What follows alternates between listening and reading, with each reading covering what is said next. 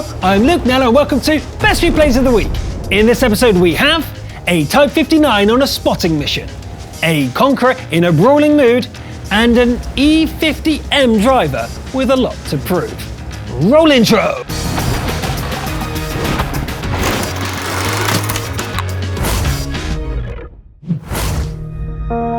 First up is Snux in a Type 59 on Himmelsdorf. One of the oldest tanks on one of the oldest maps, so let's see how Snux can bring something fresh to the table. With the best matchmaking the Type can get, the hill is going to be the crucial location to get this game off on the right foot. A lucky shot on the move and a decent bait are good signs for a good game. Or maybe not. A double tracking shot on a bad peak almost ends it. But where most would run in this situation, Snux one-man flanks and catches this SU-100 off guard and begins the kill tally.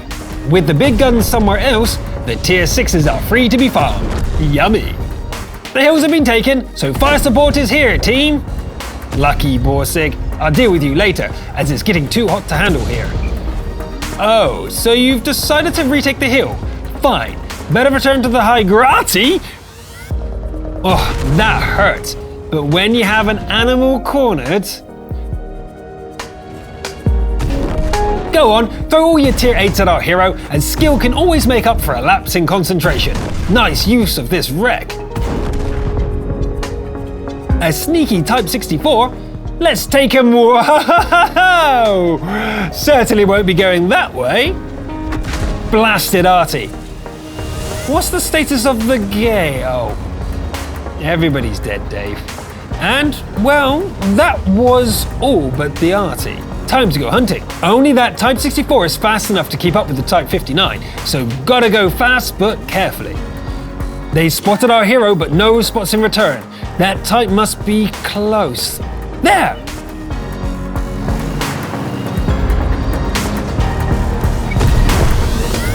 It was just in a rush to die after all. Hello, Artie. It's your time to be eliminated. Ooh, nice cheeky shot through the window. Some serious cojones are needed to attempt this cross, but Snux does it and the Japanese heavy rushes its shot. Easy kill. Now it's 1v1, the final tier 8. Best relocate quickly, as this KV-4 knows where Snux is. And that siren means that now we know too. That Tiger P couldn't have been wrecked in a better place.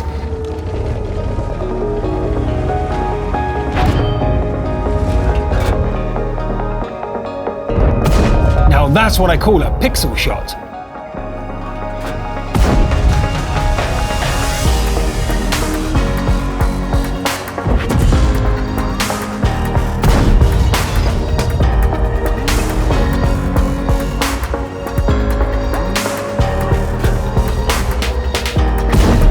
The game is complete with a cheeky side peek snapshot. Nicely done. For those who say teammates aren't useful, you're a hero, Tiger P. The medals barely fit on the report page for Snux. But hey, here's another one from us. The best crucial contribution of the week.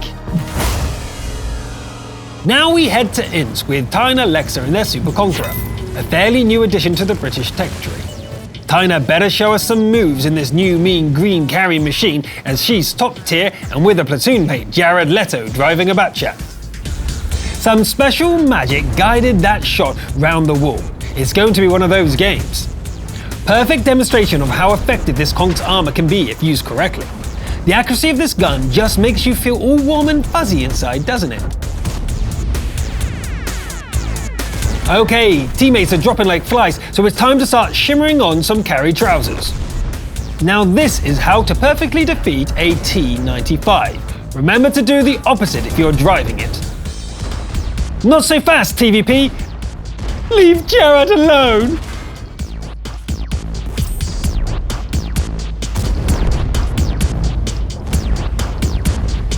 Even with already getting a Top Gun, our hero is becoming surrounded. This T-54 Light is little more than a slight irritation. Ouch, that Object 260 must be removed from this battle ASAP. This front wheel peak on the 260 may have looked bad, but removing the Reds' last tier 10 might have been worth it. Enemies to the right, enemies to the left, enemies everywhere. Jared, let's focus the STRV. No! No time to mourn the loss of the platoon mate as a second stir charges. Okay, calm down, reset, let's think about this. The last allied drops making it a final 3 versus 1 situation. Removing dangerous guns is more important than dealing with this IS-3A.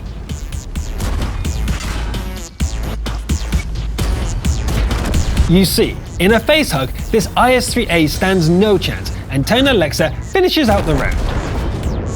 13 kills in a tier 10 battle. Tina Alexa was in the thick of it from the start until the finish, and there was no easier decision to make than to award this match the best Top Gun of the week. And I hope I never meet this super conch on the battlefield. Let's get away from the city for a bit and take a trip to Live Oaks with no hacks only skill driving their black dog. This light is fast and has a great gun, so even when the chips are stacked against you like this, there's a lot that can be done. This bush provides a nice opening spot. Hey everyone, mark this one down for the next time you play a light on Live Oaks. This Hep-T, basically a hash, has 102mm of penetration. It makes for some really satisfying hits. What, Jagdpanzer? Please read a guide or two. Madness. But I guess while you're red, I might as well help myself. Oh gosh, whilst we've been so focused on the town, the zero line has fallen, along with a third of the allied team. Maybe that was the Jagdpanzer's plan. The team can't afford to lose zero completely. Someone will have to be the eyes and ears, and that's the job of the fearless scout. Scout means not going toe-to-toe with their main damage dealer. Coiling in the artillery? That's right, exactly what you should do. RT shells fall upon our hero too, as the Reds realize no hack's importance. 2 beautiful shots on the Scorpion leave him scuttling back. Even a scout can't give up free damage. Now with the base secured, it's time to push the Reds back.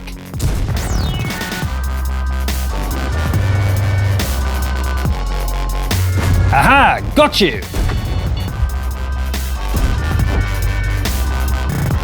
Close, but no cigar. It got away. Never mind, I think that 90 is preoccupied fishing at the lakeside. Let's scare away the fish. After ruining the 1390's day, No Hacks uses the Black Dog's stealth and mobility wonderfully to infiltrate the Red supports.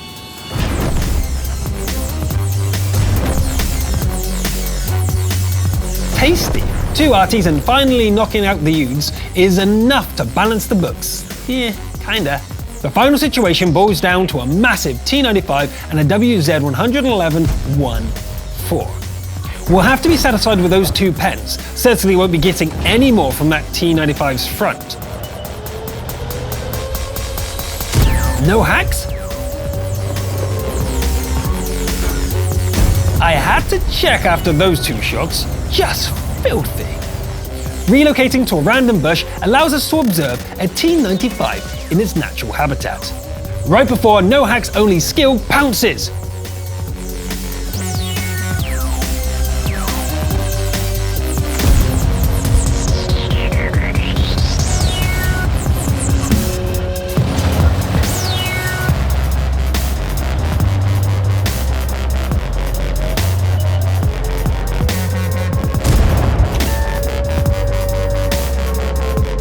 TD Tankers, turn away now. The following scene is too graphic for you.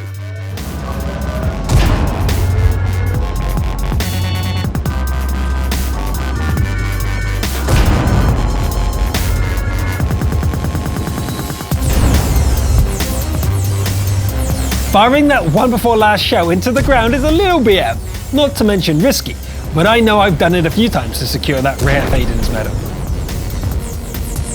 A perfect defense of the base using mobility and camouflage. Every skill great light players must master.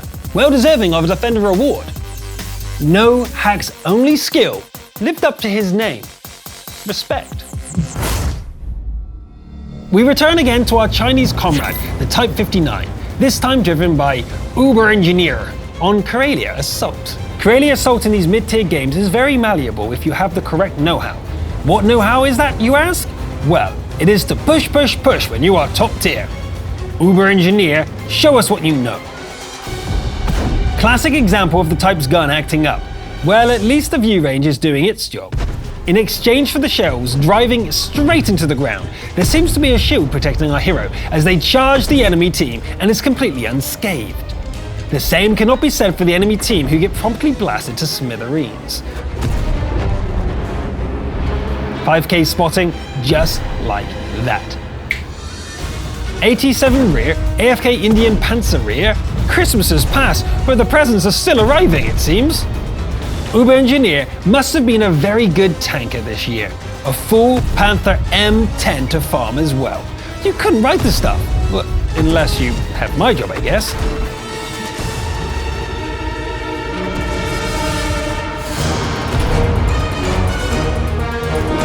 Wait a second, that's it? A decisive 4-minute assault battle. There's no doubt Uber Engineer is the sole reason this battle was over so decisively. You may have been wondering why No Hacks Only Skills didn't get the Scout Award, and this is why. Almost 8,000 spotting in 60 seconds and 3k damage to top it off. A well-deserved award if I ever saw one. Congratulations, Best Scout of the Week, Uber Engineer. Well, it's that time of the show finally, the best replay of the week. We just saw how to spot on Karelia Assault. Now it's time to see how to deal some damage. William Frampton is going to be showing us that the E50M is not as weak as it may appear on paper. Check out that camo as well. Doesn't that just look so good over the basic German grey? The gun sings true as it often does with a 0.3 accuracy, a stat surpassed only by a Sturven Siege mode at tier 10. Heavy's spotted and this position is used perfectly to open up with some damage. I know what, roll montage!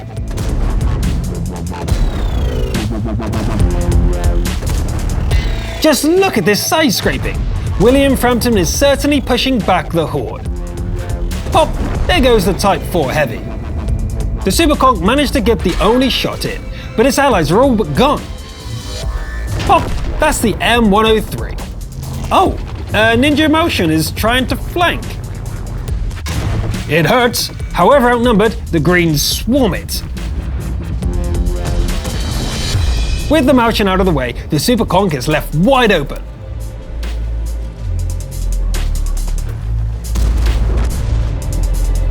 All the while, William is using the rock to his left to great effect to protect himself from the T-30. On that note, T-30, you left it a little late to run. That's gotta hurt. Seems like the base is crawling with TDs. Better be careful. A rare call for a cap from an ally draws attention to the power difference remaining on the battlefield. Good idea to secure another firing angle when 183s are not to be poked head on. This position has all of the angles needed at this point in the game, but time is running out. Allies are dying and the final enemies are arriving. There goes the E100, and that's the T-54.